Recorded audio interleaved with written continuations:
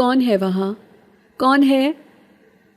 میری آواز اس قدیم اور وسیع ہال میں گونجی اور پھر خاموشی میں تحلیل ہو گئی، لیکن جواب میں سوائے کھڑکیوں سے ٹکراتی تیز طوفانی ہواؤں کے اور کچھ سنائی نہیں دیا۔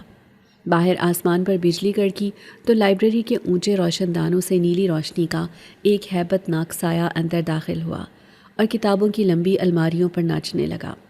یہ کالج کی قدیم لائبریری تھی، جو دراصل 200 سال پرانی ایک حویلی تھی، اور آج کی رات یہ کسی قبرستان سے کم خوفناک نہیں لگ رہی تھی۔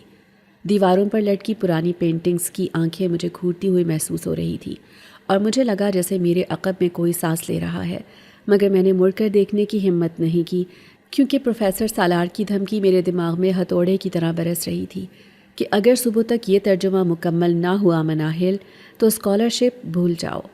میں نے اپنے کانپتے ہاتھوں سے میز کو مضبوطی سے تھام لیا اور سامنے رکھے بوسیدہ مسودے پر نظریں گاڑ دیں، جس کے الفاظ میرے لیے اجنبی تھے۔ یہ فارسی تھی، مگر عام فارسی نہیں، بلکہ کوئی قدیم کوڈ ورڈز تھے جنہیں سمجھنا میرے بس کی بات نہیں تھی۔ لیکن میری مجبوری میری ماں کی بیماری تھی، جنہیں کینسر کے علاج کے لیے پیسوں کی شدید ضرورت تھی، اور یہ گولڈن اسکالرشپ میری واحد امید تھی۔ میں نے ایک گہرا سانس لیا اور قلم کاغذ پر رکھا ہی تھا کہ اچانک لائبریری کے انتہائی کونے سے کسی کتاب کے گرنے کی زوردار آواز آئی، جس نے میرے وجود کو لرزا کر رکھ دیا۔ میں خوف سے اچھل پڑی اور اپنی کرسی سے اٹھ کھڑی ہوئی۔ میرا دل پسلیوں سے ٹکرانے لگا اور حلق میں کانٹے چبھنے لگے۔ میں نے لرزتی ہوئی آواز میں دوبارہ پکارا، چوکیدار بابا، کیا آپ ہیں؟ مگر وہاں مکمل سناٹا تھا، ایسا سناٹا جو چیختا ہوا محسوس ہوتا ہے۔ میرے قدم خود بخود پیچھے ہٹے، مگر میری نظریں اس اندھیرے کونے پر جمی تھیں جہاں سے آواز آئی تھی۔ وہاں اندھیرا اتنا گہرا تھا جیسے روشنی کو نگل رہا ہو۔ مجھے بچپن سے سنائی گئی وہ کہانیاں یاد آنے لگیں کہ اس حویلی کے ایک حکیم نے سونا بنانے کا راز اسی لائبریری میں چھپایا تھا، اور اس کی حفاظت کوئی غیر مرئی مخلوق کرتی ہے۔ میں نے سر جھٹک کر خود کو سمجھایا کہ مناہل، تم ایک سائنس کی اسٹوڈنٹ ہو، ان توہمات پر یقین نہیں کر سکتی، تمہیں صرف ٹاسک پورا کرنا ہے۔ میں واپس کرسی پر بیٹھنے لگی تو میری ریڑھ کی ہڈی میں ایک سرد لہر دوڑ گئی، کیونکہ مجھے واضح محسوس ہوا کہ میرے کندھے کے پاس سے کوئی گزرا ہے، اتنے قریب سے کہ ہوا کا ایک ٹھنڈا جھونکا میرے گال کو چھو گیا، اور اسی لمحے لائبریری کی تمام لائٹس ایک ساتھ بجھ گئیں۔ گھپ اندھیرے نے مجھے اپنی لپیٹ میں لے لیا، میری سانس حلق میں اٹک گئی اور میں نے دہشت سے اپنی آنکھیں بند کر لیں۔ مجھے لگا کہ اب میرا دل بند ہو جائے گا۔ اندھیرے میں مجھے اپنے ارد گرد کسی کے قدموں کی آہٹ سنائی دی، جو قالین پر دھیمے دھیمے چل رہا تھا۔ وہ آہٹ میری میز کے قریب آ کر رک گئی، اور پھر ایک ایسی خوشبو فضا میں پھیلی جس نے لائبریری کی پرانی اور سیلن زدہ بو کو مات دے دی۔ یہ تازہ سرخ گلابوں کی بھینی بھینی خوشبو تھی جو میرے نتنوں سے ٹکرا کر میرے حواس پر چھا گئی۔ روشنی اسی طرح اچانک واپس آئی جیسے گئی تھی۔ میں نے ڈرتے ڈرتے آنکھیں کھولیں تو سامنے کا منظر دیکھ کر میرا دماغ سن ہو گیا اور منطق کے سارے دروازے بند ہو گئے۔ میری میز پر اس قدیم اور مشکل ترین کتاب کے عین اوپر ایک تازہ سرخ گلاب پڑا تھا۔ اس کی پتیاں شبنم سے بھیگی ہوئی تھیں، جیسے اسے ابھی ابھی پودے سے توڑ کر لایا گیا ہو، حالانکہ باہر طوفانی بارش ہو رہی تھی اور آس پاس کوئی گلاب کا باغ نہیں تھا۔ میں نے کپ کپاتے ہاتھوں سے ادھر ادھر دیکھا، مگر وہاں دور دور تک کوئی نہیں تھا، پورا ہال خالی تھا۔ میں نے ہمت کر کے اس گلاب کو اٹھایا تو میری حیرت کی انتہا نہ رہی، کیونکہ اس کی لمبی ڈنڈی میں ایک بھی کانٹا نہیں تھا، وہ مخمل کی طرح نرم تھی۔ یہ ناممکن تھا، بنا کانٹوں کا گلاب۔ میں نے جیسے ہی گلاب اٹھایا تو نیچے کھلی کتاب کا وہ صفحہ نظر آیا جس پر وہ رکھا تھا، اور وہاں ایک اور معجزہ میرا منتظر تھا۔ جس پیراگراف کا ترجمہ کرنے میں میرا دماغ پھٹ رہا تھا، وہاں کتاب کے حاشیے پر ایک سرخ پتی چپکی ہوئی تھی، اور اس کے نیچے خوبصورت خطاطی میں اس مشکل ترین عبارت کا سلیس اردو ترجمہ لکھا ہوا تھا۔ مگر یہ سیاہی نہیں تھی، بلکہ غور کرنے پر معلوم ہوا کہ یہ تحریر پھولوں کے رس سے لکھی گئی ہے جو کاغذ پر چمک رہی تھی۔ میں نے بے یقینی سے وہ عبارت پڑھی۔ وہ ترجمہ اتنا بامعنی اور گہرا تھا کہ کوئی عام انسان ایسا نہیں کر سکتا تھا۔ کیا کسی نے میری مدد کی ہے؟ لیکن کون اور کیوں؟ میرے ذہن میں ہزاروں سوالات تھے، لیکن وقت کم تھا۔ میں نے تیزی سے وہ ترجمہ اپنے نوٹس پر اتارا اور اپنا سامان سمیٹا، کیونکہ اب اس لائبریری میں مزید ایک پل رکنا میرے لیے ممکن نہیں تھا۔ وہاں کی فضا اب بدل چکی تھی۔ خوف کی جگہ ایک عجیب سی رومانوی اور پراسرار کیفیت نے لے لی تھی، جیسے کوئی چھپ کر مجھے دیکھ رہا ہو اور مسکرا رہا ہو۔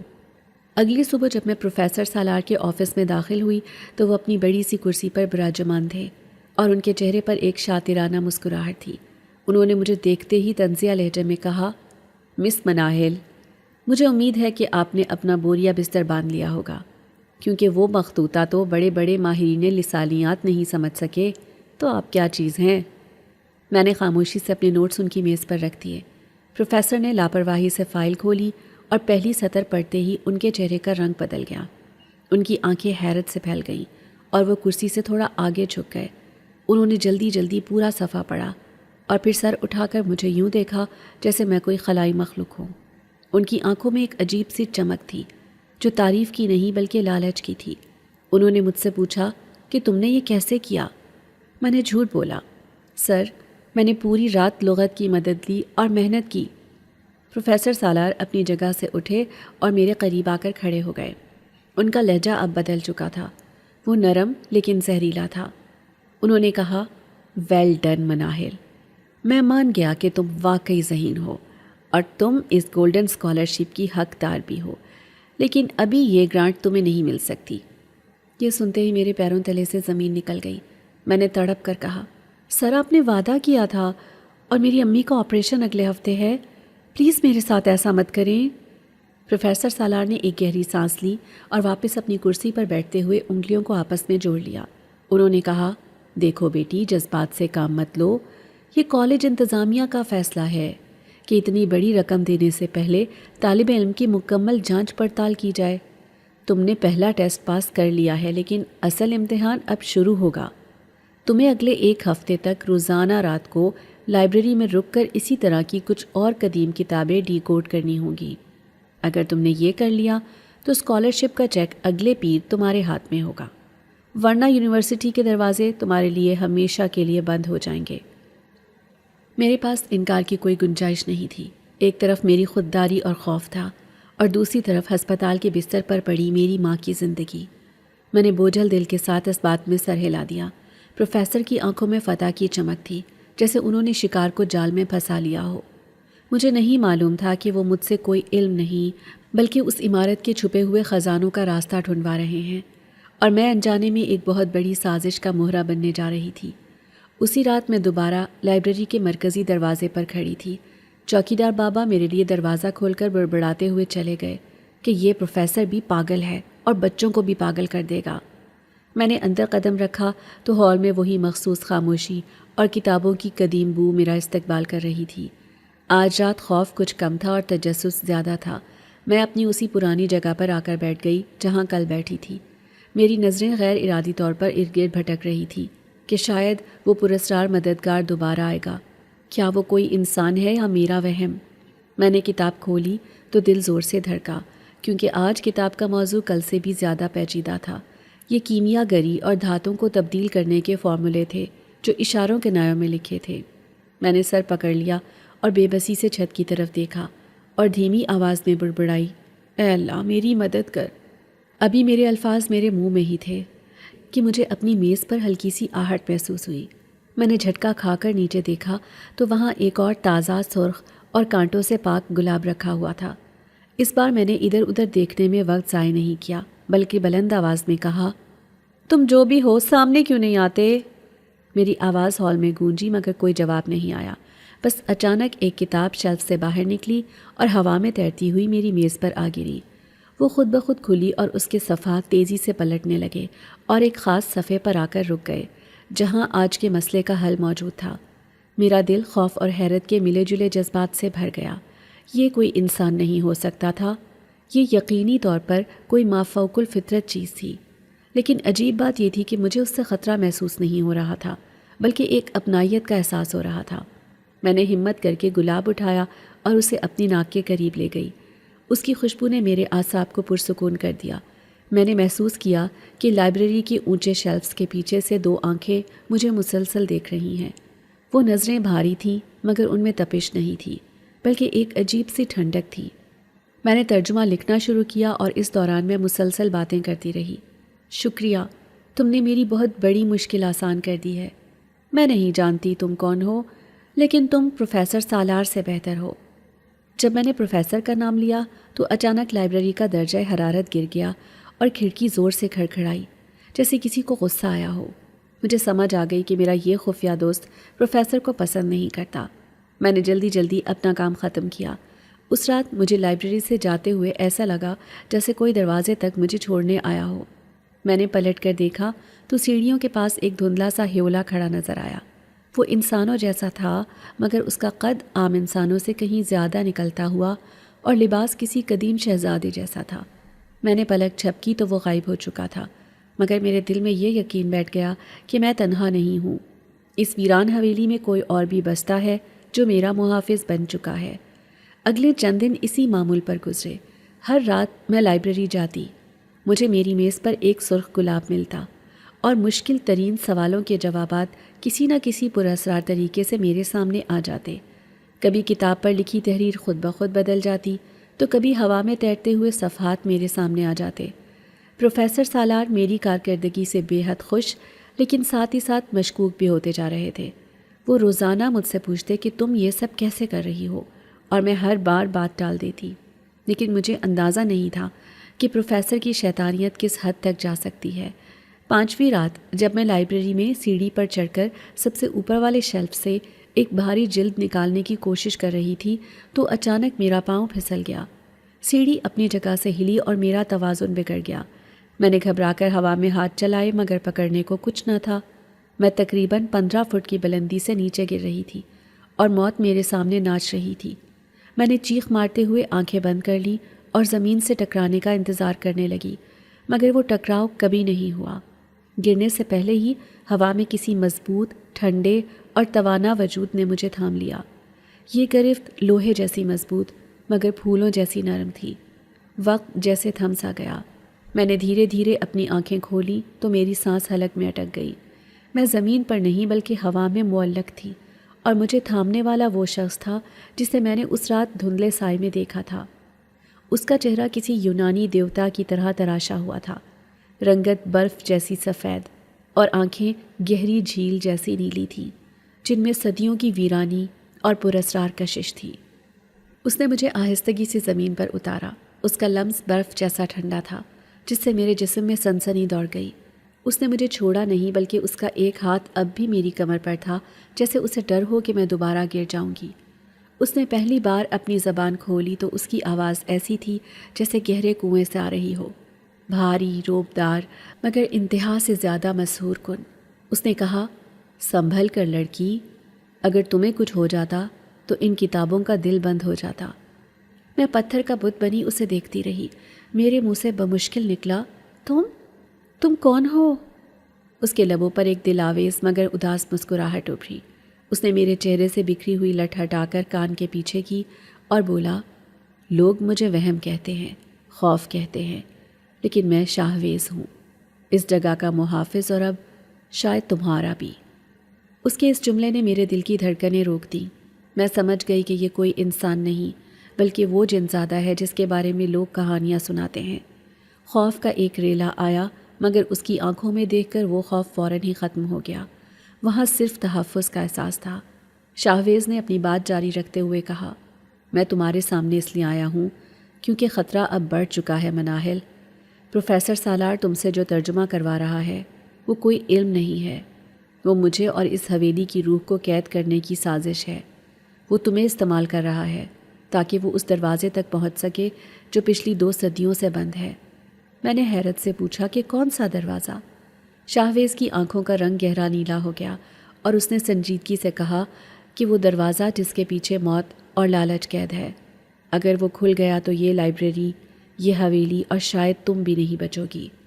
شاہویز کی بات سن کر میرے پیروں تلے سے زمین سرک گئی اور میں نے بے یقینی سے اس کی گہری نیلی آنکھوں میں دیکھا جن میں صدیوں کا راز دفن تھا۔ میں نے لڑکھڑاتی ہوئی آواز میں پوچھا، کیا مطلب موت اور لالچ؟ کیا تم مجھے ڈرانے کی کوشش کر رہے ہو شاہویز؟ شاہویز نے میری آنکھوں میں جھانکتے ہوئے میرے بازو کو چھوڑ دیا اور ایک قدم پیچھے ہٹ گیا۔ اس کے چہرے پر ایک کربناک سنجیدگی تھی۔ اس نے کہا، مناہل، تم جس چیز کو علم کا خزانہ سمجھ کر ڈی کوڈ کر رہی ہو وہ دراصل اس حویلی کے پرانے مالک حکیم بزرگ کا وہ ممنوعہ فارمولا ہے جسے دنیا پارس پتھر کے نام سے جانتی ہے، وہ پتھر جو لوہے کو سونا بنا سکتا ہے۔ لیکن حکیم نے مرتے وقت اس پر ایک لعنت پھونک دی تھی، کیونکہ وہ جان گیا تھا کہ انسان کا لالچ اس پتھر سے زیادہ خطرناک ہے۔ پروفیسر سالار کو علم سے کوئی دلچسپی نہیں ہے، وہ صرف اس پتھر کو حاصل کر کے اس تاریخی عمارت کو مسمار کر کے بیچنا چاہتا ہے، اور اگر وہ کامیاب ہو گیا تو وہ یہاں موجود ہر کتاب کو راکھ کا ڈھیر بنا دے گا، اور میں جو اس لائبریری کی روح سے بندھا ہوا ہوں، ہمیشہ کے لیے فنا ہو جاؤں گا۔ اس کی آواز میں ایسا درد تھا کہ میرا دل پسیج گیا۔ میں نے خوفزدہ ہو کر کہا، تو پھر ہم کیا کریں؟ اگر میں نے ترجمہ روکا تو وہ میری ماں کا علاج روک دے گا اور میرا کیریئر تباہ کر دے گا۔ شاویز کی آنکھوں میں ایک عجیب سی چمک ابھری۔ اس نے ہلکے سے ہوا میں ہاتھ لہرایا تو شیلف سے ایک پرانی ڈائری نکل کر اس کے ہاتھ میں آ گئی۔ اس نے کہا، ہمیں اسے روکنا نہیں ہے مناہل، بلکہ اسے بھٹکانا ہے۔ ہم اسے وہ دیں گے جو وہ چاہتا ہے، مگر وہ نہیں جو حقیقت ہے۔ ہم مل کر ایک جھوٹا نقشہ تیار کریں گے، ایک ایسا سراب جو اسے اس کے انجام تک لے کر جائے گا۔ کیا تم میرا ساتھ دو گی؟ میں نے ایک لمحے کے لیے سوچا۔ ایک طرف پروفیسر کی طاقت تھی، دوسری طرف یہ غیر انسانی مخلوق جس پر اعتبار کرنا خطرے سے خالی نہیں تھا۔ لیکن جب میں نے اس کی آنکھوں میں اپنی حفاظت کا وعدہ دیکھا تو میں نے اسبات میں سر ہلا دیا، اور یہی وہ لمحہ تھا جب ہم دونوں ایک انکہے معاہدے میں بندھ گئے۔ اگلی رات سے ہمارا مشن شروع ہو گیا، اور لائبریری کا ماحول بالکل بدل گیا۔ اب وہاں خوف نہیں تھا، بلکہ ایک عجیب سی رومانوی اور پراسرار فضا تھی جو مجھے اپنی طرف کھینچتی تھی۔ میں روزانہ رات کو مقررہ وقت پر آتی اور اپنی سیٹ پر بیٹھ جاتی۔ شاویز میرے سامنے والی کرسی پر نہیں بیٹھتا تھا، بلکہ وہ کبھی شیلف کے اوپر ٹیک لگا کر کھڑا ہوتا اور کبھی ہوا میں معلق رہ کر کتاب پڑھتا۔ وہ مجھے اصلی تاریخ بتاتا، وہ بتاتا کہ کس طرح حکیم نے یونانی سیاحوں کو دھوکہ دیا تھا، اور میں ان حقائق کو بدل کر پروفیسر کے لیے ایک پیچیدہ مگر غلط ترجمہ لکھتی۔ ان راتوں میں نے محسوس کیا کہ شاویز صرف ایک جن نہیں ہے، بلکہ وہ جذبات رکھنے والا ایک حساس وجود ہے۔ اسے کتابوں سے جنون کی حد تک عشق تھا۔ ایک رات جب میں لکھتے لکھتے تھک گئی تو میں نے قلم رکھ دیا اور سر جھکا لیا۔ اچانک مجھے محسوس ہوا کہ میرے بالوں میں کوئی پھول سجا رہا ہے۔ میں نے چونک کر سر اٹھایا تو شاویز میرے بالکل قریب کھڑا تھا۔ اس کی سانسوں کی نہیں بلکہ گلابوں کی خوشبو آ رہی تھی۔ اس نے مسکراتے ہوئے کہا، تھک گئی ہو؟ میں نے کہا، ہاں، انسان ہوں، تھک جاتی ہوں۔ اس نے ایک چٹکی بجائی اور پوری لائبریری کا منظر بدل گیا۔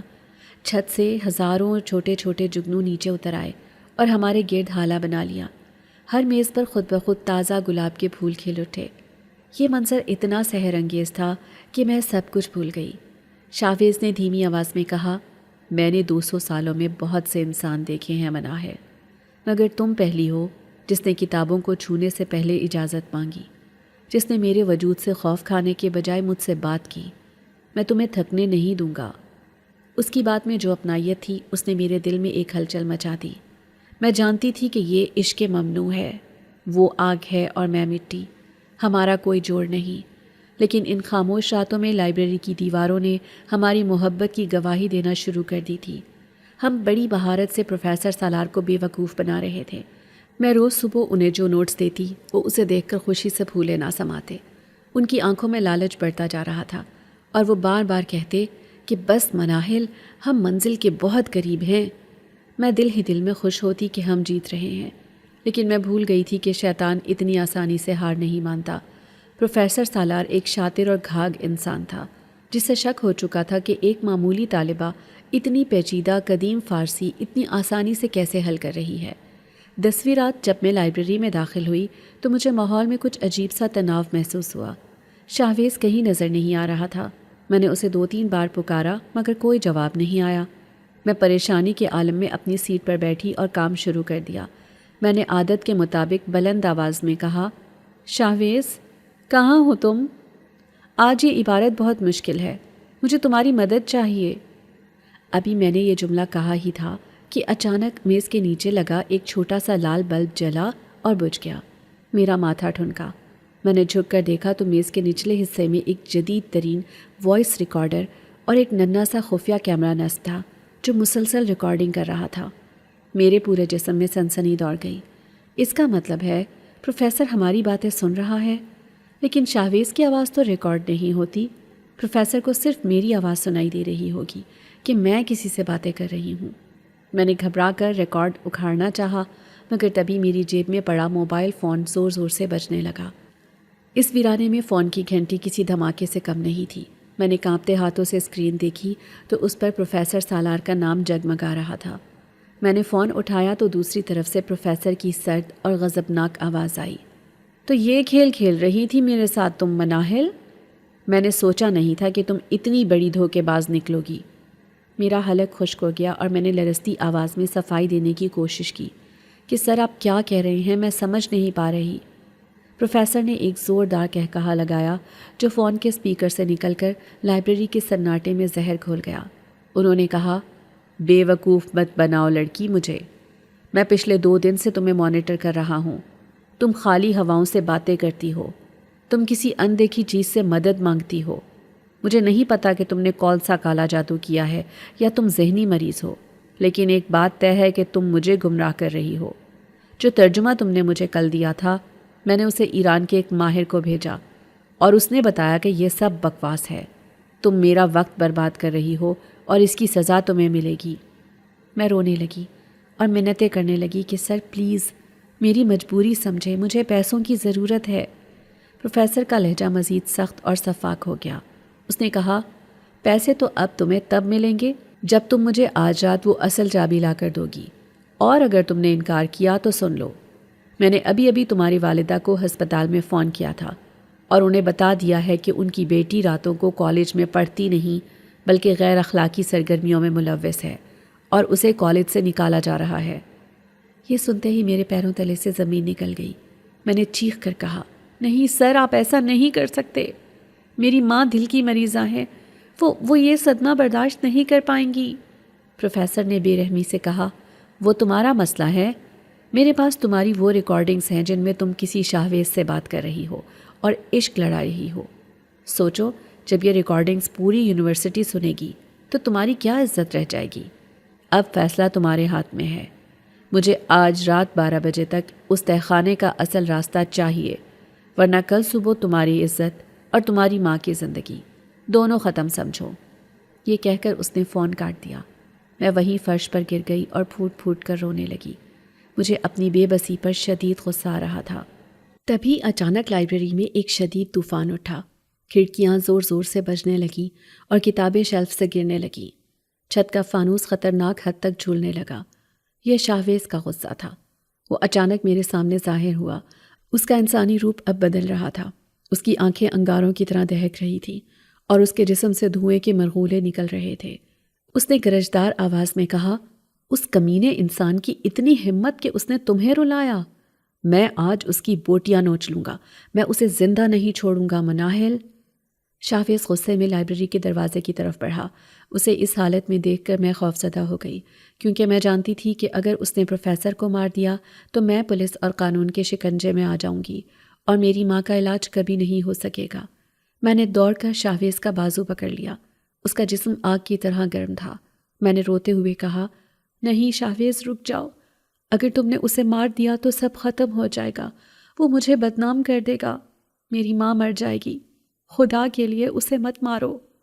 میرے آنسوؤں نے جیسے اس کی آگ پر پانی ڈال دیا۔ وہ رکا اور مڑ کر مجھے دیکھا۔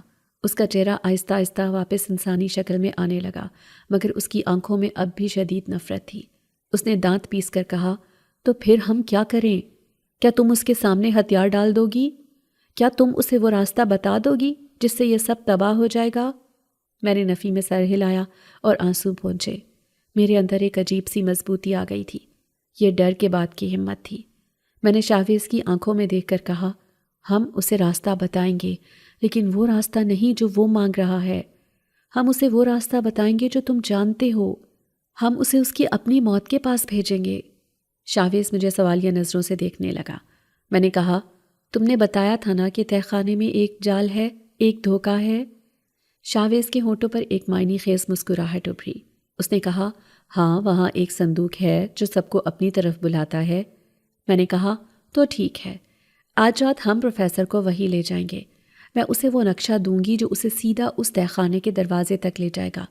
وہ اپنی لالچ میں اندھا ہو چکا ہے، وہ فرق نہیں کر پائے گا۔ شاویز نے میرا ہاتھ تھاما اور کہا، یہ بہت خطرناک کھیل ہے مناہل، اگر اسے ذرا بھی شک ہوا تو وہ گولی چلا سکتا ہے۔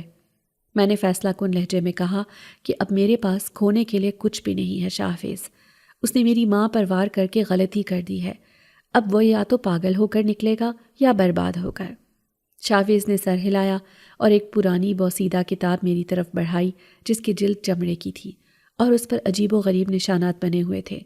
اس نے کہا، یہ لو، یہ وہ کتاب ہے جس میں تہہ خانے کا دروازہ کھولنے کا طریقہ لکھا ہے، لیکن یاد رکھنا مناہل، جیسے ہی وہ دروازہ کھلے گا میری طاقت وہاں آدھی رہ جائے گی، کیونکہ وہ تہہ خانہ قدیم طلسمات سے بندھا ہے، وہاں تمہیں اپنی حفاظت خود کرنی ہوگی۔ میں نے کانپتے ہاتھوں سے وہ کتاب تھامی۔ اب واپسی کا کوئی راستہ نہیں تھا۔ میں نے موبائل اٹھایا اور پروفیسر کو میسج کیا کہ سر، میں تیار ہوں، آپ آج رات 12 بجے لائبریری آ جائیں، میں آپ کو تہہ خانے کا راستہ دکھاؤں گی۔ میسج بھیجتے ہی میرا دل زور زور سے دھڑکنے لگا۔ شاویز میرے پیچھے کھڑا تھا، اس نے میرے کندھوں پر ہاتھ رکھا اور میرے کان میں سرگوشی کی۔ ڈرو مت، میں سائے کی طرح تمہارے ساتھ رہوں گا۔ آج رات اس حویلی کی تاریخ بدلنے والی ہے۔ گھڑی کی سوئیاں تیزی سے 12 کی طرف بڑھ رہی تھیں اور باہر طوفان مزید تیز ہو چکا تھا۔ بجلی کی کڑک نے لائبریری کو بار بار روشن کیا۔ ٹھیک 12 بجے لائبریری کا بھاری دروازہ ایک خوفناک چرچراہٹ کے ساتھ کھلا اور پروفیسر سالار اندر داخل ہوا۔ اس کے ہاتھ میں ایک ٹارچ اور دوسرے ہاتھ میں ایک سیاہ پستول تھی۔ اس کے چہرے پر فتح کی مکروہ مسکراہٹ تھی۔ اس نے مجھے اور میرے ہاتھ میں موجود کتاب کو دیکھا اور وحشیانہ انداز میں بولا، بہت خوب مناہل، آخر کار عقل آ ہی گئی تمہیں۔ لاؤ، یہ کتاب مجھے دے دو اور اپنا انعام لے کر یہاں سے دفع ہو جاؤ۔ میں نے مضبوطی سے قدم جمائے اور کتاب کو اپنے سینے سے لگا لیا۔ میں جانتی تھی کہ یہ آخری بازی ہے۔ میں نے پروفیسر کی آنکھوں میں آنکھیں ڈال کر کہا، کتاب تو آپ کو مل جائے گی سر، لیکن پہلے آپ وعدہ کریں کہ اس کے بعد آپ مجھے اور میری فیملی کو کبھی تنگ نہیں کریں گے۔ انہوں نے پستول کی نال میری کن پٹی کے مزید قریب کر دی اور غرا کر بولے، جلدی کرو مناہل، میرا صبر جواب دے رہا ہے۔ اگر تم نے اگلے 1 منٹ میں یہ دروازہ نہ کھولا تو میں گولی چلا دوں گا، اور یقین کرو مجھے اپنی اس فتح کے جشن میں تمہاری لاش پر سے گزرنے میں ذرا بھی افسوس نہیں ہوگا۔ میں نے تھوک نگلا اور کانپتے ہاتھوں سے اس پرانے قالین کو کھینچ کر ایک طرف کیا تو نیچے فرش پر لکڑی کا ایک بڑا سا تختہ نمایاں ہو گیا جس پر لوہے کا ایک زنگ آلود اور بھاری کنڈا لگا ہوا تھا۔ یہ وہی جگہ تھی جس کی نشاندہی کتاب میں موجود نقشے نے کی تھی اور جسے شاویز نے ایک جال قرار دیا تھا۔ میں نے دونوں ہاتھوں سے وہ ٹھنڈا اور بھاری کنڈا پکڑ کر پوری جان لگا کر اوپر کھینچا تو صدیوں سے بند قبضوں نے ایک دل خراش چیخ ماری جو پورے ہال میں گونج گئی۔ لکڑی کا وہ بھاری دروازہ اوپر اٹھا تو نیچے سے ایک حبس زدہ، نم آلود اور قدیم ہوا کا بھپکا میرے چہرے سے ٹکرایا جس میں مٹی اور ویرانی کی بو رچی ہوئی تھی۔ پروفیسر سالار نے جوش میں آگے بڑھ کر نیچے جھانک کر دیکھا جہاں سوائے گہرے اور سیاہ اندھیرے کے کچھ نہیں تھا۔ انہوں نے اپنی ٹارچ آن کی اور روشنی کی کرن نیچے پھینکی تو پتھر کی ٹیڑھی میڑھی سیڑھیاں نظر آئیں جو تیز ڈھلوان کی طرح نیچے پاتال میں اتر رہی تھی۔ پروفیسر نے ٹارچ کی روشنی ادھر ادھر گھمائی اور پھر ایک دھکا دے کر مجھے آگے کیا اور حکم دیا کہ لیڈیز فرسٹ، چلو نیچے اترو، اور اگر کوئی بھی ہوشیاری کرنے کی کوشش کی یا بھاگنے کی کوشش کی تو یہیں ڈھیر کر دوں گا۔ یاد رکھنا میرے نشانے سے بچنا ناممکن ہے۔ میں نے ڈرتے ڈرتے پہلا قدم بڑھایا۔ سیڑھیاں اس قدر پرانی اور بوسیدہ تھیں کہ ہر قدم پر چوں چوں کی آوازیں آ رہی تھیں، جیسے وہ کسی بھی وقت ٹوٹ جائیں گی اور ہم دونوں سیدھا موت کے منہ میں جا گریں گے۔ میرے پیچھے پروفیسر کے بھاری بوٹوں کی ٹھک ٹھک گونج رہی تھی اور اس کے ہاتھ میں موجود بندوق کا خوف میرے دل کو جکڑے ہوئے تھا، لیکن اس گہرے اندھیرے اور موت کے سائے میں مجھے ایک اور احساس بھی تھا، اور وہ شاویز کی موجودگی تھی۔ وہ اگرچہ نظر نہیں آ رہا تھا کیونکہ اس نے کہا تھا کہ تہہ خانے کے طلسمات اس کی طاقت کو کم کر دیں گے، مگر اس کی ٹھنڈی سانسیں میرے کان کے پاس محسوس ہو رہی تھیں اور ہوا کا ایک نرم دباؤ میرے کندھے پر تھا، جیسے کوئی میرا ہاتھ تھام کر مجھے گرنے سے بچا رہا ہو۔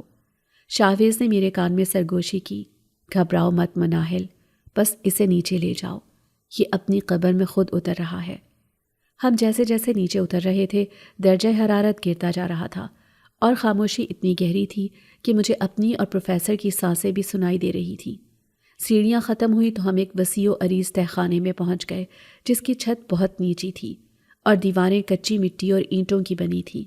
یہاں جگہ جگہ جالے لٹک رہے تھے اور زمین پر عجیب و غریب قسم کے حشرات رینگ رہے تھے جو صدیوں سے روشنی کے منتظر تھے۔ پروفیسر سالار نے ٹارچ کی روشنی چاروں طرف گھمائی۔ ان کا چہرہ پسینے سے شرابور تھا، لیکن آنکھوں میں لالچ کی ایسی چمک تھی جس نے انہیں اندھا کر دیا تھا۔ وہ پاگلوں کی طرح بڑبڑائے کہ کہاں ہے وہ خزانہ؟ 20 سال مناہل، 20 سال میں نے اس لمحے کا انتظار کیا ہے۔ لوگوں نے مجھے دیوانہ کہا، لیکن آج میں ثابت کر دوں گا کہ پروفیسر سالار کبھی غلط نہیں ہوتا۔ میں نے لرزتی ہوئی انگلی سے تہخانے کے وسط کی طرف اشارہ کیا جہاں اندھیرے میں ایک چیز مدھم سی چمک رہی تھی۔ میں نے کہا، سر، وہ رہا صندوق۔ کتاب کے مطابق پارس پتھر اسی کے اندر موجود ہے۔ پروفیسر نے ٹارچ کی روشنی اس سمت پھینکی تو سامنے کا منظر دیکھ کر ان کے منہ سے بے اختیار ایک خوشی کی چیخ نکل گئی۔ کمرے کے عین درمیان میں لکڑی کا ایک انتہائی قدیم اور خوبصورت صندوق رکھا ہوا تھا جس پر پیتل اور چاندی کا کام کیا گیا تھا اور اس پر بڑے بڑے تالے پڑے ہوئے تھے۔ یہ منظر اتنا سحر انگیز تھا کہ ایک لمحے کے لیے میں بھی دھوکہ کھا گئی کہ شاید یہ سچ ہے، شاید واقعی یہاں خزانہ ہے۔ لیکن پھر مجھے یاد آیا کہ یہ سب تو شاہویز کا تیار کردہ سراب ہے۔ پروفیسر سالار دیوانہ وار اس صندوق کی طرف بھاگے۔ وہ اس وقت سب کچھ بھول چکے تھے، یہاں تک کہ وہ یہ بھی بھول گئے کہ میں ان کے پیچھے کھڑی ہوں اور وہ مجھے گولی مارنے کی دھمکی دے کر لائے تھے۔ ان کا سارا دھیان بس اس صندوق پر مرکوز تھا۔ وہ صندوق کے پاس پہنچ کر گھٹنوں کے بل گر گئے اور اپنے کانپتے ہاتھوں سے اس صندوق کو چھو کر دیکھا، جیسے یقین کر رہے ہوں کہ یہ خواب تو نہیں۔ انہوں نے ہنستے ہوئے کہا، مل گیا، آخر کار مل گیا۔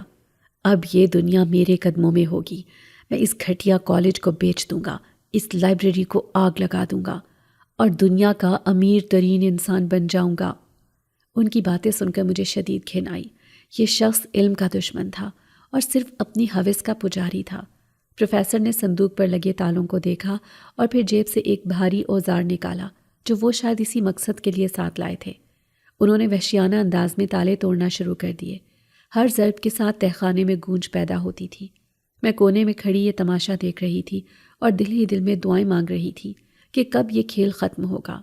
مجھے محسوس ہوا کہ تہخانے کے کونوں میں سائے حرکت کر رہے ہیں۔ شاویز اپنی پوری کوشش کر رہا تھا کہ وہ اپنی موجودگی کا احساس دلائے بغیر پروفیسر کو اس جال میں مزید الجھا دے۔ آخرکار ایک زوردار آواز کے ساتھ آخری تالا بھی ٹوٹ کر زمین پر گر گیا۔ پروفیسر کی سانسیں پھول چکی تھی اور ان کے چہرے پر جنون طاری تھا۔ انہوں نے مڑ کر مجھے دیکھا اور ایک کریح مسکراہٹ کے ساتھ بولے، دیکھو مناہل، دیکھو اپنی آنکھوں سے تاریخ بنتے ہوئے۔ تم خوش قسمت ہو کہ تم اس عظیم لمحے کی گواہ ہو، لیکن افسوس کہ تم زندہ بچ کر یہ کہانی کسی کو سنا نہیں سکو گی۔ یہ کہہ کر انہوں نے دوبارہ صندوق کی طرف رخ کیا اور دونوں ہاتھوں سے اس کا بھاری ڈھکن اوپر اٹھایا۔ ڈھکن کھلتے ہی اندر سے سنہری روشنی نکلنے کی بجائے ایک عجیب سا کالا دھواں اٹھا۔ پروفیسر نے جھک کر اندر دیکھا۔ ان کی آنکھیں پھٹی کی پھٹی رہ گئی اور چہرے پر پھیلی مسکراہٹ ایک دم غائب ہو گئی۔ صندوق کے اندر نہ سونا تھا، نہ جواہرات اور نہ ہی کوئی پارس پتھر۔ وہاں صرف راکھ کا ڈھیر تھا اور اس کے اوپر کچھ سوکھے ہوئے گلاب کی پتیاں پڑی تھیں جو شاویز کا دستخط تھیں، اور راکھ کے ڈھیر کے درمیان ایک پرانا سا کاغذ کا ٹکڑا رکھا تھا۔ پروفیسر سالار بت بنے کھڑے تھے۔ ان کا دماغ یہ حقیقت تسلیم کرنے کو تیار نہیں تھا۔ انہوں نے کانپتے ہاتھوں سے راکھ کو کریدا، ادھر ادھر ہاتھ مارے، مگر وہاں کچھ نہیں تھا سوائے مٹی اور گرد کے۔ انہوں نے چیخ کر کہا، نہیں، یہ نہیں ہو سکتا، یہ ناممکن ہے۔ میرا فارمولا غلط نہیں ہو سکتا، پتھر یہیں ہونا چاہیے تھا۔ انہوں نے وہ کاغذ کا ٹکڑا اٹھایا جس پر فارسی میں ایک جملہ لکھا تھا۔ پروفیسر نے اسے پڑھا اور غصے سے اسے مٹھی میں مسل دیا۔ اس پر لکھا تھا، لالچ انسان کو مٹی کر دیتا ہے اور مٹی کی قیمت کچھ نہیں ہوتی۔ یہ شاویز کا آخری پیغام تھا ان کے لیے۔ پروفیسر سالار دھیرے دھیرے میری طرف مڑے۔ اب ان کے چہرے پر لالچ کی جگہ خالص حیوانیت اور شدید غصہ تھا۔ ان کی آنکھیں خون کی طرح سرخ ہو چکی تھیں۔ انہیں سمجھ آ گیا کہ ان کے ساتھ دھوکہ ہوا ہے۔ انہوں نے دانت پیستے ہوئے کہا، تم نے میرے ساتھ چال چلی۔ تم جانتی تھیں کہ یہاں کچھ نہیں ہے۔ تم نے میرا وقت برباد کیا۔ میں نے ڈرتے ہوئے پیچھے قدم ہٹایا اور دیوار سے جا لگی۔ میں نے کہا، سر میں نے وہی کیا جو کتاب میں لکھا تھا، مجھے نہیں معلوم تھا کہ صندوق خالی ہے، پروفیسر نے گرج کر کہا۔ جھوٹ بولتی ہو کمینی لڑکی، میں نے تمہاری وہ ریکارڈنگ سنی تھی، تم اس جن کے ساتھ ملی ہوئی ہو، تم دونوں نے مل کر مجھے بے وقوف بنایا، تم نے میرے 20 سال برباد کر دیے، اب میں تم دونوں کو برباد کر دوں گا۔ انہوں نے جھٹک کر اپنی پستول دوبارہ اٹھا لی اور سیدھا میری پیشانی کا نشانہ لیا۔ موت اتنی قریب دیکھ کر میرا خون خشک ہو گیا۔ پروفیسر نے کہا، مجھے خزانہ نہیں ملا تو کوئی بات نہیں، لیکن میں تمہیں زندہ نہیں چھوڑوں گا، کم از کم میرا غصہ تو ٹھنڈا ہوگا۔ اس نازک لمحے میں جب پروفیسر کی انگلی ٹریگر دبانے ہی والی تھی، اچانک تہخانے کا ماحول ڈرانا ہو گیا۔ دیواروں پر لگے مشعل خود بخود جل اٹھے، مگر ان کی آگ سرخ نہیں بلکہ نیلی تھی۔ زمین ہلنے لگی اور صندوق کے اندر سے نکلنے والا دھواں ایک انسان کی شکل اختیار کرنے لگا۔ یہ شاویز تھا جو اب اپنے اصلی اور خوفناک روپ میں ظاہر ہو رہا تھا، کیونکہ پروفیسر نے اس کی محبت اور اس کی امانت یعنی مجھے مارنے کی کوشش کی تھی۔ شاویز کی آواز کسی گڑ گڑاتے بادل کی طرح تہخانے میں گونجی۔ رک جاؤ سالار، تم نے موت کو آواز دی ہے اور اب موت آ گئی ہے۔ پروفیسر نے گھبرا کر ادھر ادھر دیکھا اور پھر پاگلوں کی طرح اندھا دھند گولیاں چلانا شروع کر دیں، مگر پستول سے نکلنے والی گولیاں شاویز کے دھوئیں سے بنے وجود کے آر پار ہو کر دیواروں میں پیوست ہو رہی تھی، مگر اس پر کوئی اثر نہیں ہو رہا تھا۔ یہ منظر دیکھ کر پروفیسر کے حواس باختہ ہو گئے اور وہ خوف سے چیخنے لگے، یہ کیا بلا ہے، یہ مرتا کیوں نہیں ہے؟ شاویز کا کہکہا تہخانے کی دراڑوں میں گونجا۔ یہ کہکہا کسی انسانی گلے سے نہیں بلکہ صدیوں پرانی قبروں کی گہرائی سے آتا محسوس ہو رہا تھا۔ شاویز نے اپنا ہاتھ ہوا میں لہرایا تو پروفیسر کے ہاتھ سے پستول نکل کر دور جا گری اور وہ خود کسی کٹی ہوئی پتنگ کی طرح اڑ کر دیوار سے جا ٹکرائے۔ شاویز کا جسم اب مکمل طور پر نیلے شعلوں اور دھوئے میں لپٹا ہوا تھا اور اس کی آنکھیں سورج کی طرح دہک رہی تھیں۔ اس نے پروفیسر کی طرف بڑھتے ہوئے اپنی گرجدار آواز میں کہا، اے کمظرف انسان، تم نے لوہے کو مارنے کی کوشش کی ہے، لیکن میں وہ آگ ہوں جو لوہے کو پگھلا دیتی ہے۔ تم نے میری امانت کو نقصان پہنچانے کا سوچا بھی کیسے؟ تم جس سونے کی تلاش میں یہاں آئے تھے وہ سونا تو کبھی تھا ہی نہیں، وہ تو حکیم کا ایک امتحان تھا جس میں تم بری طرح فیل ہو گئے۔ دیکھو، غور سے دیکھو اس صندوق کو، یہی تمہارا انجام ہے، راکھ اور مٹی۔ میں کونے میں دبکی یہ سب دیکھ رہی تھی۔ میرا دل چاہ رہا تھا کہ میں شاویز کو روک دوں، کیونکہ مجھے ڈر تھا کہ کہیں وہ پروفیسر کو جان سے نہ مار دے۔ میں نے ہمت کر کے پکارا، شاویز اسے مت مارو، اسے اس کے حال پر چھوڑ دو، اس کی سزا موت نہیں بلکہ زندگی ہونی چاہیے، ایسی زندگی جو موت سے بدتر ہو۔ میری آواز سن کر شاویز کا غضب کچھ ٹھنڈا ہوا۔ اس نے مڑ کر مجھے دیکھا تو اس کی آنکھوں کی سرخی مدھم پڑ گئی اور نیلاہٹ واپس آنے لگی۔ اس نے ایک گہری سانس لی جس سے تہخانے کا حبس کم ہوا۔ اس نے پروفیسر کو گریبان سے پکڑ کر ہوا میں اٹھایا اور نفرت سے بولا، تم صحیح کہہ رہی ہو مناہل، موت تو اس کے لیے بہت آسان سزا ہے، اسے زندہ رہنا چاہیے تاکہ یہ دنیا کو اپنی ناکامی کی داستان سنا سکے، مگر کوئی اس پر یقین نہ کرے۔ شاویز نے پروفیسر کے ماتھے پر اپنی انگلی رکھی، ایک نیلی شعاع نکلی اور پروفیسر کے دماغ میں اتر گئی۔ پروفیسر نے ایک دردناک چیخ ماری اور پھر ان کی آنکھیں پتھرا گئیں۔ وہ زمین پر گرے اور دیوانہ وار اپنے ہاتھوں کو دیکھنے لگے۔ وہ مٹی کو مٹھیوں میں بھرتے اور چیخ چیخ کر کہتے، دیکھو سونا، کتنا سارا سونا مجھے مل گیا، میں دنیا کا امیر ترین آدمی بن گیا۔ وہ پاگل ہو چکے تھے۔ شاویز نے ان کی عقل چھین لی تھی اور اب انہیں ہر کالی اور میلی چیز سونا نظر آ رہی تھی۔ شاویز نے مجھے اشارہ کیا کہ چلو یہاں سے، یہ جگہ اب ہمارے رہنے کے قابل نہیں رہی۔ ہم سیڑھیاں چڑھ کر واپس لائبریری میں آئے اور شاویز نے پروفیسر کو اپنی غیبی طاقت سے لائبریری کے باہر پھینک دیا، جہاں وہ بارش اور کیچڑ میں لپٹ کر پتھروں کو سونا سمجھ کر جمع کرنے لگے۔ واپس لائبریری کے ہال میں آ کر شاویز اپنے انسانی روپ میں آ گیا، مگر وہ بہت تھکا ہوا اور نڈھال لگ رہا تھا، جیسے اس کی بہت سی توانائی خرچ ہو گئی ہو۔ اس نے ایک اداس نظر لائبریری پر ڈالی اور پھر میری طرف مڑ کر دیکھا۔ اس کی آنکھوں میں اب وہ روب نہیں تھا بلکہ ایک گہرا درد اور جدائی کا خوف تھا۔ میں اس کے قریب گئی اور اس کا ٹھنڈا ہاتھ اپنے ہاتھوں میں لے لیا۔ میں نے پوچھا، شاویز یہ سب کیا تھا؟ کیا واقعی پارس پتھر کبھی تھا ہی نہیں؟ شاویز نے تلخی سے مسکرایا اور کہا، نہیں مناہل، حکیم بہت دانا انسان تھا، اس نے جان بوجھ کر یہ افواہ پھیلائی تھی تاکہ وہ یہ دیکھ سکے کہ کون علم کا پیاسا ہے اور کون دولت کا۔ جو علم کے لیے آتا اسے یہاں کتابوں میں حکمت ملتی، اور جو دولت کے لیے آتا اسے صرف اپنی تباہی ملتی۔ تم پہلی انسان تھی جس نے ان کتابوں کی عزت کی۔ تم نے کبھی لالچ نہیں کیا، اسی لیے تم بچ گئیں، اور وہ برباد ہو گیا۔ میں نے کہا، لیکن اب کیا ہوگا؟ پروفیسر کا کیا بنے گا اور میرا کیا ہوگا؟ شاویز نے میرے سر پر ہاتھ رکھا اور نرمی سے بولا، پروفیسر کو اس کے کرتوتوں کی سزا مل گئی ہے، وہ اب کبھی کسی کو نقصان نہیں پہنچا سکے گا۔ اور رہی بات تمہاری، تو کل صبح نیا سویرا ہوگا، کالج کی انتظامیہ بدلے گی اور تمہیں تمہارا حق ضرور ملے گا، لیکن مناہل اب ہمارے راستے جدا ہونے کا وقت آ گیا ہے۔ یہ سنتے ہی میرے دل پر جیسے کسی نے خنجر چلا دیا ہو۔ میں نے تڑپ کر اس کا ہاتھ دبا لیا اور آنکھوں میں آنسو بھر کر کہا، نہیں شاویز، تم ایسا نہیں کہہ سکتے، ہم نے مل کر یہ جنگ لڑی ہے۔ اب جب سب ٹھیک ہو گیا ہے تو تم مجھے چھوڑ کر جانے کی باتیں کر رہے ہو؟ میں تمہارے بغیر نہیں رہ سکتی، مجھے یہ اسکالرشپ نہیں چاہیے، مجھے کچھ نہیں چاہیے، بس تم چاہیے۔ شاویز نے بے بسی سے میری طرف دیکھا اور کہا، یہ ناممکن ہے مناہل، میں ایک جن ہوں اور تم انسان۔ میرا ٹھکانہ یہ ویران لائبریری اور صدیوں کی قید ہی ہے، جبکہ تمہاری دنیا باہر ہے، روشنیوں میں۔ تمہیں اپنی ماں کا علاج کروانا ہے، تمہیں پڑھ لکھ کر افسر بننا ہے۔ تم اپنی زندگی اس اندھیرے میں میرے ساتھ برباد نہیں کر سکتی۔ ہماری محبت ایک خوبصورت خواب تھی، مگر ہر خواب کو ٹوٹنا ہوتا ہے۔ میں پھوٹ پھوٹ کر رونے لگی۔ مجھے اس وقت دنیا کی ہر دولت ہیچ لگ رہی تھی۔ مجھے وہ سکون چاہیے تھا جو مجھے اس جن کے پہلو میں ملتا تھا۔ میں نے کہا کہ اگر تم نہیں جا سکتے تو میں بھی یہاں سے نہیں جاؤں گی، میں بھی یہیں رہوں گی۔ شاویز نے سختی سے میرا کندھا ہلایا اور کہا، نہیں، تمہیں جانا ہوگا۔ میری محبت کی لاج رکھنے کے لیے تمہیں کامیاب ہونا ہوگا۔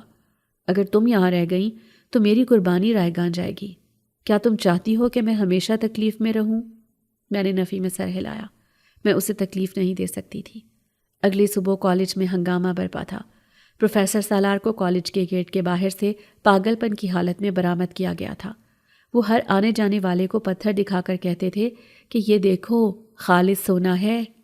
ڈاکٹرز نے معائنے کے بعد انہیں ذہنی امراض کے ہاسپٹل میں منتقل کر دیا اور رپورٹ دی کہ شدید ذہنی صدمے کی وجہ سے ان کا دماغی توازن بگڑ چکا ہے۔ نئے ڈین نے چارج سنبھالتے ہی میرے معاملے کی فائل کھلوائی۔ انہوں نے میری محنت، میری ترجمے اور میری قابلیت کو دیکھ کر فوراً میری اسکالرشپ بحال کر دی اور مجھے بلا کر کہا کہ مناہل، تم ہمارے کالج کا فخر ہو۔ ہمیں افسوس ہے کہ تمہیں اتنی مشکلات کا سامنا کرنا پڑا۔ میں نے وہ چیک وصول کیا جس سے میری ماں کی زندگی بچ سکتی تھی، مگر میرا دل کہیں اور اٹکا ہوا تھا۔ میں آخری بار لائبریری گئی تاکہ شاویز کو بتا سکوں اور اسے خدا حافظ کہہ سکوں۔ لائبریری میں حسب معمول خاموشی تھی، مگر آج وہاں ویرانی نہیں تھی، بلکہ ہر طرف گلابوں کی مہک تھی۔ میں اپنی اسی پرانی میز کے پاس گئی جہاں ہمارا ساتھ شروع ہوا تھا۔ وہاں میز پر ایک تازہ شگفتہ اور سرخ گلاب رکھا تھا، جس کے ساتھ ایک چھوٹا سا رقعہ تھا۔ میں نے کانپتے ہاتھوں سے وہ کاغذ اٹھایا جس پر خوشخط تحریر میں لکھا تھا کہ میرا سب سے بڑا خزانہ یہ پتھر یا سونا نہیں تھا مناہل، وہ تم تھی جسے میں نے ڈھونڈ لیا۔ اب تم اپنی دنیا میں جاؤ اور چمکو، لیکن یاد رکھنا، جب بھی تم تھک جاؤ گی، یہ لائبریری اور اس کا محافظ تمہارا انتظار کریں گے۔ یہ گلاب میری نشانی ہے۔ جب تک تمہارے دل میں میری محبت زندہ رہے گی، یہ کبھی نہیں مرجھائے گا۔ میں نے ادھر ادھر دیکھا۔ مجھے شیلفز کے پیچھے ایک سایہ لہراتا ہوا نظر آیا، مگر وہ سامنے نہیں آیا۔ شاید وہ جانتا تھا کہ اگر وہ سامنے آ گیا تو میں کبھی جا نہیں پاؤں گی۔ میں نے وہ گلاب سینے سے لگایا اور بھاری قدموں سے لائبریری سے نکل آئی۔ میرے پیچھے وہ بھاری دروازہ بند ہو گیا، لیکن میرا دل وہیں رہ گیا۔ وقت تیزی سے گزرا۔ میں نے اسکالرشپ سے اپنی تعلیم مکمل کی، CSS کا امتحان پاس کیا اور ایک کامیاب سرکاری افسر بن گئی۔ میری ماں کا کامیاب آپریشن ہو گیا اور وہ صحت مند ہو گئیں۔ لوگوں نے مجھے بہت سمجھایا، میرے لیے بہت سے رشتے آئے، بڑے بڑے گھرانوں کے خوبصورت اور کامیاب نوجوان، مگر میں نے سب کو انکار کر دیا۔ میری ماں پوچھتی تھی کہ بیٹا، تم شادی کیوں نہیں کرتی؟ تم کس کا انتظار کر رہی ہو؟ میں صرف مسکرا دیتی اور اپنے کمرے میں چلی جاتی، جہاں کرسٹل کے ایک خوبصورت گلدان میں وہ سرخ گلاب آج بھی اسی طرح تازہ اور مہکتا ہوا رکھا تھا جیسے اسے ابھی توڑا گیا ہو۔ سال گزر گئے مگر اس کی ایک پتی بھی خشک نہیں ہوئی۔ میں جانتی تھی کہ دنیا کی نظر میں اکیلی ہوں، لیکن حقیقت میں تنہا نہیں تھی۔ ہر رات جب میں تھک کر گھر لوٹتی اور اس گلاب کو دیکھتی تو مجھے محسوس ہوتا کہ کوئی دور بیٹھ کر بھی میرے پاس ہے، کوئی ہے جو غیر مرئی ہو کر بھی مجھ سے جڑا ہوا ہے۔ شاہویز سچ کہتا تھا کہ عشق کا کوئی وجود نہیں ہوتا، وہ بس احساس ہوتا ہے، اور اس غیر مرئی محبت کا مقابلہ کوئی انسان نہیں کر سکتا تھا۔ میں نے شادی نہیں کی کیونکہ میرا نکاح اس یاد، اس خوشبو اور اس محافظ سے ہو چکا تھا جو اس پرانی لائبریری میں آج بھی میرے انتظار میں کتابیں سجا رہا ہے۔ یہ کہانی شاید دنیا کے لیے ختم ہو گئی تھی، مگر میرے اور شاہویز کے لیے یہ ایک ابدی سفر کی شروعات تھی، ایک ایسا عشق جو جسموں کی قید سے آزاد تھا اور جس کا گواہ صرف وہ سرخ گلاب تھا۔